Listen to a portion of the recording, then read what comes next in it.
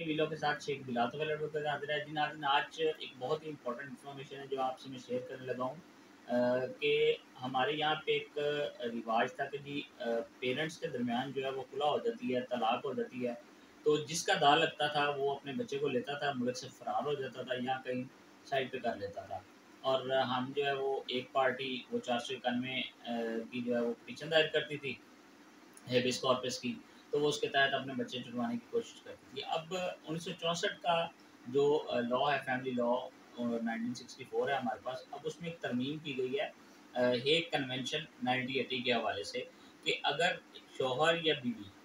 خفیہ طور پر یا اوپنلی ملک سے باہر لے جانے کی کوشش کرے یا گواہ کرنے کی کوشش کرے تو it is the responsibility of the government, کہ رسپانسبلٹی ہے گورنمنٹ کی کہ وہ اس بچے کو جو ہے وہ ملک میں واپس لے کے آئے۔ اس کی جو ریسنٹلی ابھی ترمیم ہوئی ہے اس کو میں ایز اٹ از پڑھتا ہوں کہ اس پہ کیا لکھا ہوا ہے۔ ہمارا یہ 1964 کا جو فیملی لاز ہے،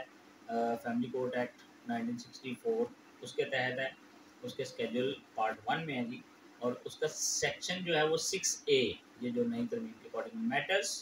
pertaining to return of child under the Hague Convention 1980 کے تحت Convention on the Civil Aspects of International Child Abduction 1980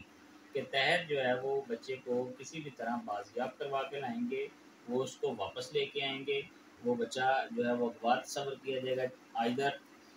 جو اس کی ماں ہے یا بچے کی کا باپ ہے